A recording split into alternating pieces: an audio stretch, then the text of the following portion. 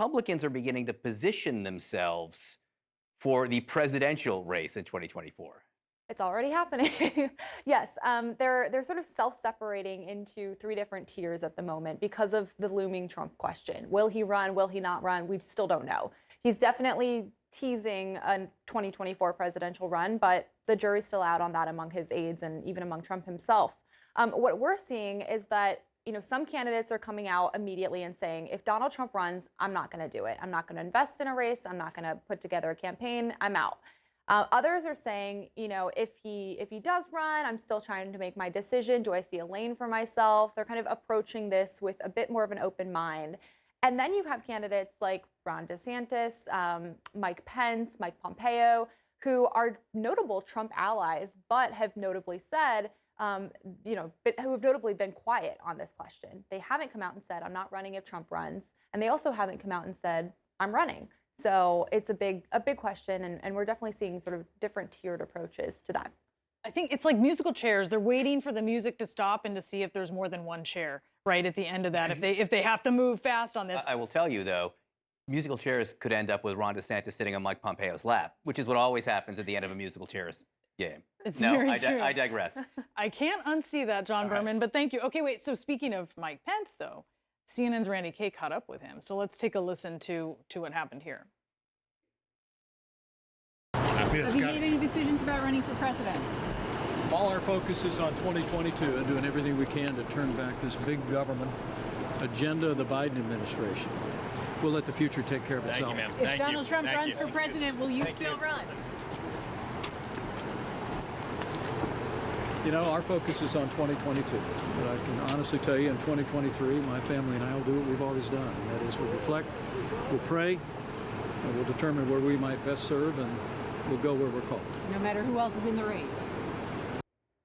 All right, carrying on with our musical chairs reference. I mean, judging by that, it sounds like very possibly Mike Pence may end up with someone sitting on his lap or sitting on someone else's in this game. Pretty fascinating that he took the second question. It almost felt like he was going to walk away for sure, but certainly Mike Pence is a fascinating character because of his proximity and closeness to Trump, because of the fact that he was in the U.S. Capitol on January 6th, a day in which Donald Trump ordered his protesters to go to the Capitol. I think that all of that and all of those dynamics are going to be fascinating to watch, whether or not Pence jumps in this race or decides, I'm going to let Donald Trump have it, And so he's making it clear, right now, I'm just trying to get people elected to the House of Representatives so we can take back the House, so we can take back the Senate. I had the same reaction you did. What was it that drew him back? Because he came back. What was it that made him want to come back and give the second non-answer? But it was something. There was something going on there. We may never know. But Gabby, part of this, so Brian Lanza, who's a Trump supporter, said something, which I'll paraphrase here, which is Republican voters want to see fighters. And how can you look like a fighter if you're scared to say whether you're going to run against Donald Trump or not? Trump's got them in a bind. Yeah, he does. And, Chris Christie has also made the same point. He's come out and said that Republicans who basically say, I'm not going to run if Donald Trump runs, are weak and ineffective. And do Republican voters really want somebody like that in the White House? And it is a question that's worth asking.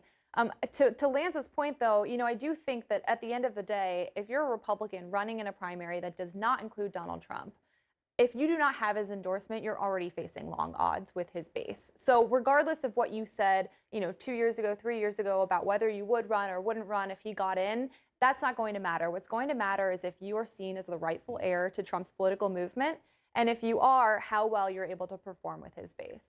Gabby and Lauren, thank you so much for this game of political musical chairs. It's been such a joy with you. Some fresh examples now of how the Trump effect defines and dominates Republican politics in the immediate focus on the next election and in the early maneuvering for 2024. David Perdue is our new Exhibit A in the here and now. Perdue is making loyalty to Trump and his big lie central in his new primary challenge against Georgia's Republican Governor Brian Kemp. Governor Kemp, remember, refused to help Trump cheat back in 2020. Perdue told Axios yesterday he would not have certified the Georgia results. This is what he said. Not with the information that was available at the time, and not with the information that has come out now. Now, facts clearly do not matter to former Senator Perdue, but remember this too, a recount confirmed Joe Biden won Georgia, and several Trump legal challenges failed. Let's discuss, and as we do, CNN's Gabby Orr joins the conversation. Tarini, to you first on this. it's just proof positive. David Perdue, once a mainstream Republican businessman, now a big lie. He's now a full-on Trump supporter, and it's not just Georgia. We're seeing this in other states like North Carolina and Ohio, where there are these Republican Senate primaries where there are candidates who Trump has endorsed, and then we're seeing someone like Pat McCrory in North Carolina, former governor, sort of more business-oriented, traditional Republican, who Trump thinks because he's lost in the past, he's not going to endorse him, and so we're seeing this Republican primary play out there. So I think next year we might have some indications of how Republicans can position themselves if there is any lane at all for someone who perhaps supports Trump policies but doesn't quite support the president himself or the big lie. So that we'll see how those primaries play out, including this Georgia one. To me, the contrast: the president of the United States holding an international forum today on protecting democracies, and you have candidates who are running actively ignoring democracy. Yeah, and Perdue, it's kind of forgotten. In the summer of 2020, there was this complicated 2 Senate races happening at the same time in different methods, but his race was just a straight head-to-head, and he needed to get 50% of the vote, and he was actually running back then as a kind of mainstream establishment Republican who wanted to win the suburbs outside of Atlanta and was saying nice bipartisan things about contentious issues like police reform.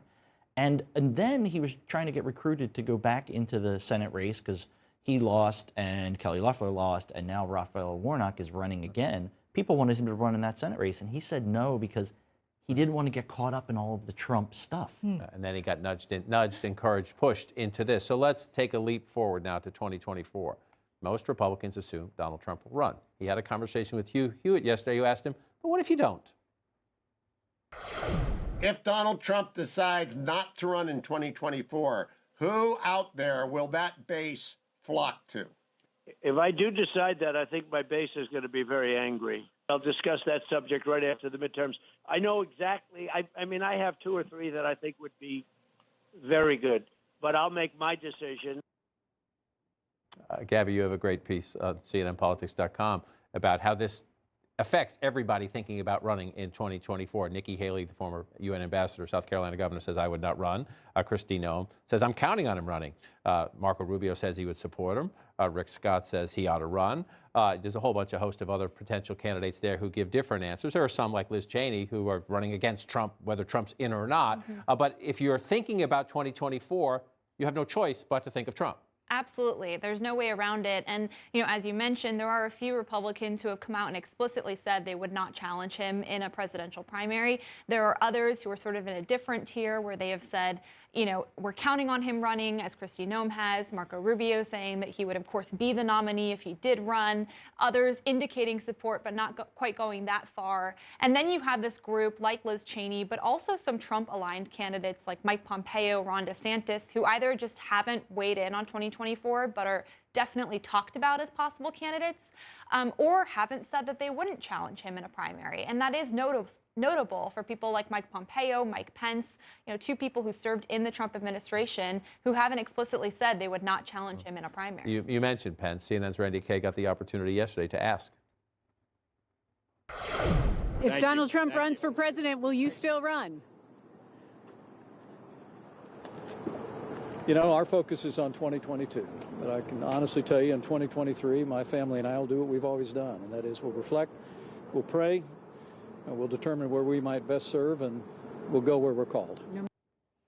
Well, he doesn't have a prayer against Donald Trump in 2024, should he run, because he doesn't really have a lane. He thinks it's white evangelicals, but in fact, I think Donald Trump probably more popular among white evangelicals than Mike Pence is. To stay relevant, he's sort of toying with it, and maybe I'll run, maybe I won't, and I'll pray and look for the Lord's guidance. But I think he doesn't have much of a lane outside of these white evangelicals, and the base doesn't like him. I mean, that's the other thing. Trump has turned the base against Trump has turned the base against him. So again, it's a problem. because he didn't help him cheat. Exactly. And again, that's the reason, which we can never forget the reason, because he wouldn't help him cheat.